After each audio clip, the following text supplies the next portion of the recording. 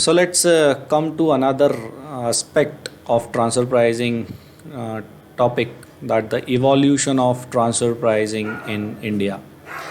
India में transfer pricing का evolution कैसे हुआ, कब हुआ, वो सब चीज़ें अभी हम डिस्कस करने वाले हैं. Post globalization, so the things got triggered in or after 1991 when real globalized or liberalization efforts had happened, when the economy was open for the global trade, when the global trade is before 1991 the global trade or the globalization was like a dream for every company, and after 1991 the policies have been simplified, the license raj was abolished. So post globalization was a trigger point for evolution of transfer pricing provisions in India.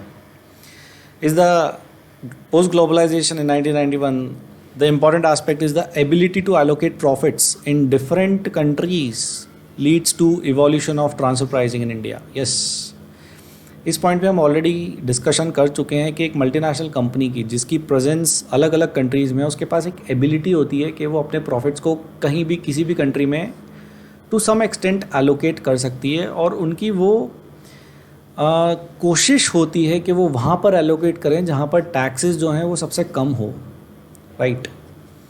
So this is the trigger point of transfer pricing provisions in India, क्योंकि ये एक समस्या थी देश के लिए. देश का बहुत सारा टैक्स रेवेन्यू जो है वो लॉस हो रहा था. जो फेयर टैक्सेस इंडिया को मिलने चाहिए थे इंटरनेशनल ट्रांजैक्शन पे, वो नहीं मिल रहे थे. तो साहब समस्या ही एक सल्यूशन की जो है वो बर्थ गिवर होती है. So this was the problem that gave birth to the transfer pricing provisions in India. The next is erstwhile section 92 and rule 10 exist in law. पुराने वाले सेक्शन 92 और रूल 10 थे, बट वो सफिशिएंट नहीं थे to prevent erosion of Indian tax base. The provisions were not well drafted, not covered all type of transactions, not covered all type of associated enterprises, not covered lot many definitions. So there was a huge loops and holes in the entire arrangement of the sections. So they were not enough and sufficient to prevent erosion of Indian tax base. Then one thing had happened that is worth discussing as a part of evolution of transfer pricing in India. One Honorable Supreme Court has announced one judgment. The judgment was of Mazagon Dock Limited versus Commissioner of Income Tax. Right. The Honorable Supreme Court first time considers transfer pricing as per Section 42 of Income Tax Act 1922. It is pre-independence era, in fact. When transfer pricing was in rudimentary stage, when transfer pricing was in very nascent stage, very basic stage, I would say very preliminary stage. What was the question before Supreme Court? The question before Honorable Supreme Court was whether the transaction was at LLP or not. That's I would say that's the underlying question. I would say that's the dispute before Honorable Supreme Court. So the Honorable Supreme Court held that profit, if any, foregone must be taxed. So that was the first time Honorable Supreme Court of India recognizes the importance of transfer pricing laws and gave judgment in favor of Indian tax authorities that whatever the profit, if any, has been foregone must be properly taxed. Next is in the Income Tax Act 1961, Section 92 backed with Rule 10 and Rule 11 introduced. Yes, 1961 income tax act में section 92 जो कि rule 10 और rule 11 के साथ आए थे वो introduce किए गए, but still they have some shortcomings. Yes, there were still some shortcomings. In March 1999, the Standing Committee on Finance realized that transfer pricing framework is not effective to curb transfer pricing abuse in India. Then a particular committee was set up. Then the particular committee have gave a report and realized that जो existing transfer pricing framework है वो sufficient और effective नहीं है tax abuse, tax base को protect करने के लिए इंडिया में. Then Central Board of Direct Taxes set up an expert group on transfer pricing. Central Board of Direct Taxes ने एक expert group बनाया transfer pricing पे. उस ग्रुप ने अपनी रिपोर्ट सबमिट करी जनवरी 2001 में। यहाँ से ट्रांसफर प्राइसिंग के लॉज जो हैं वो और ज़्यादा स्ट्रिक्ट हो गए।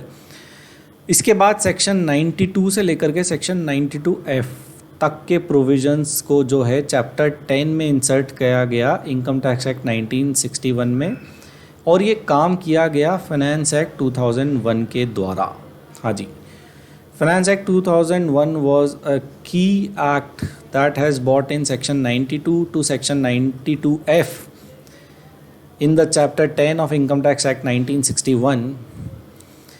The next is Rule 10A to Rule 10E has been inserted, yes, to give the administrative powers or for the proper execution and for the proper compliance, for prescribing the forms, for documents, for compliances part.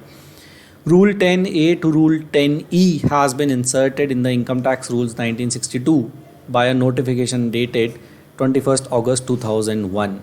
So the position is as of now as it is, except some small timely amendments that proposed in the budget or maybe through some circulars or some notifications. Right, so at present in Income Tax Act 1961 we have section 92 to section 92F that was covered in chapter 10 of Income Tax Act 1961, introduced through Finance Act 2001. Along with this, for administrative compliance and for the execution of the section effectively and efficiently, we have Rule 10A to Rule 10E in Income Tax Rules 1962, जो कि लाए गए notification issued on 21st of August 2001. Now next is computation of income from transactions with non-resident, the basic section. Let's have some discussion about section 92. Computation of income from transaction with non-residents, right? Section 92 subsection 3 TP provisions, we will discuss this later on. Let's discuss this first. What is this? Arm's length price. Arm's length price has to be applicable on interest, expense or allowances, on salaries, rent, revenue, interest and income, allocation of any cost or expense, anything which have bearing on profitability. And if this is happening between associated enterprises, this is happening between associated enterprises, same here, associated enterprises and associated enterprises. जब आप इसको पढ़ेंगे, इस importantly तो आप इस circle को पढ़ लीजिए, anything which have bearing on profitability. हाँ जी, जो भी चीज़ पे प्रॉफिटेबिलिटी पे बियरिंग आती है, the taxes are normally determined by the profit of the enterprise. किसी भी चीज़ पे प्रॉफिटेबिलिटी पे इम्पैक्ट आएगा तो वो कंप्यूटेशन ऑफ इनकम जो है उसमें फॉल होगा for a transaction with non resident, चाहे वो इंटरेस्ट की हो, चाहे वो एक्सपेंस की हो, चाहे वो किसी अलाउंस की हो, सैलरी की हो, रेंट की हो, एलोकेशन ऑफ एक्सपेंस की हो, एलोकेशन ऑफ एनी रेवेन्यू की हो, anything which have bearing on the profits will get impacted and have direct bearing on the computation of income from transaction with non-resident as the section 92 says. Layman या फिर कंक्लूडिंगली बात करें तो sir वो सारी transactions covered हैं. Again I am repeating, वो सारी ट्रांजैक्शंस कवर हैं जिसका इम्पैक्ट डायरेक्टली और इनडायरेक्टली प्रॉफिट्स पर आता है, चाहे वो रेवेन्यू हो, एक्सपेंस हो, सेल हो, एक्सपेंस हो, डायरेक्ट हो, इनडायरेक्ट हो, इंटरेस्ट इनकम हो, इंटरेस्ट एक्सपेंस हो, कोई कॉस्ट का या कोई रेवेन्यू का एलोकेशन हो, कोई एचओ ने जो अपनी ब्रांचेस को एलोकेशन करना हो वो हो, या फिर ब्रांच की कोई एक्टिविटी जो दूसरी ब्रांचेस पे एलोकेट होनी हो वो हो, किसी भी चीज़ का प्रॉफिट पे इम्पैक्ट होगा और वो सीधे सीधे जो ट्रांजैक्शन है उसमें कंसिडर किया जाएगा. अगर वो नॉन रेजिडेंट के साथ होती है तो वो सेक्शन कहता है सेक्शन 92. अब सेक्शन 92 सब सेक्शन 3 एक बहुत इंपॉर्टेंट बात कहता है. We need to understand this importantly. Transfer pricing provision shall not apply. Transfer pricing provision shall not apply. Right, transfer pricing के प्रोविजंस अप्लाई नहीं होते. Transfer pricing provisions shall not apply where if the same has the effect of reducing the income or increasing the losses. अगर transfer pricing के provisions apply करने से किसी की income reduce होती है या फिर लॉसेस इंक्रीज़ होते हैं तो ट्रांसफ़र प्राइसिंग के प्रोविजंस अप्लाई नहीं होंगे, ये कहता है section 92 subsection 3।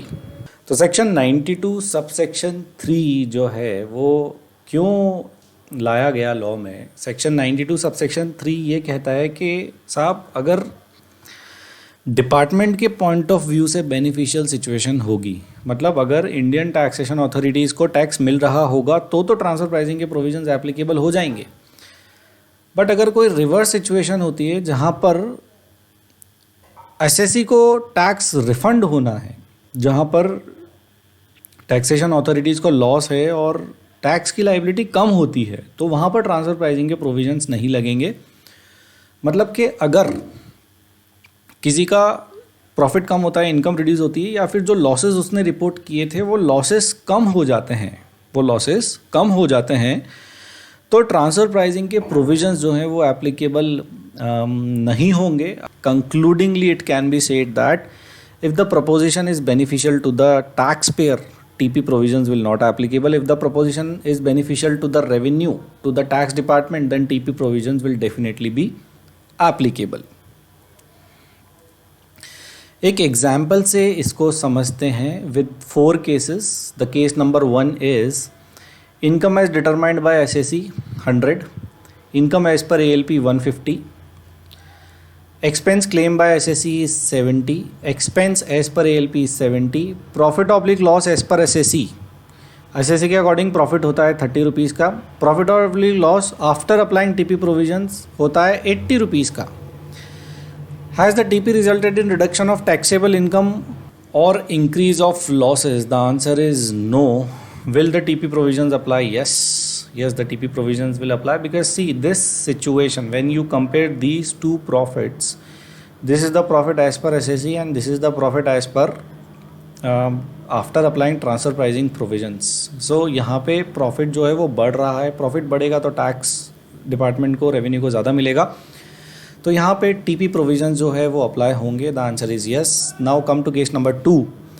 Income determined by SSE 100, income as per ALP is 90, expense claimed by SSE is 70, expense as per ALP is 70, profit or loss as per SSE is 30, profit or loss after applying TP provisions is 20. यहाँ पे देखिए आप, जो profit है वो reduce हो रहा है। So has the result in reduction of taxable income और increase of losses? The answer is yes. So the TP provisions will not apply, because यहाँ पे जो प्रॉफिट है वो रिड्यूस हो रहा है आफ्टर अप्लाइंग TP प्रोविजंस, तो यहाँ पे TP प्रोविजंस अप्लाई नहीं किए जाएंगे। अगर आप TP प्रोविजन या अप्लाई कर देते तो डिपार्टमेंट को जो टैक्स मिला उससे, या मिलना था उससे, टैक्स डिपार्टमेंट को कम मिलेगा, तो यहाँ पे TP प्रोविजंस एप्लीकेबल नहीं होंगे। Case number 3, income as determined by SSE is 100, income as per ALP is 90, expense claim by SSE is 110, expense as per ALP is 110, loss as per SSE is 10, loss after applying TP provisions 20. So the answer is yes. There is an increase in losses. देखिए losses बढ़ गए हैं, तो जब losses बढ़ गए हैं तो ये एक adverse situation है डिपार्टमेंटल रेवेन्यू के लिए, तो यहाँ पे TP provisions अप्लाई नहीं होंगे। Case number 4, last case, income determined by SSE is 100, income as per ALP is 100, expense claim by SSE is 70, expense as per ALP is 110, profit or loss as per SSE is 30, profit or loss as per after applying TP provisions is 10 rupees 10 loss. हाँ जी, यहाँ पे देखिए profit वाली situation loss में आ गई है, तो answer to the question is yes, TP provisions यहाँ पर भी अप्लाई नहीं होंगे, बिकॉज इस केस में भी जो सिचुएशन है वो SSE के फेवर में जाती है TP प्रोविजंस अप्लाई करने के बाद, और डिपार्टमेंट के लिए एक एडवर्स सिचुएशन है TP प्रोविजंस अप्लाई करने के बाद, तो यहाँ पर TP प्रोविजंस अप्लाई नहीं होंगे। So the answer is no.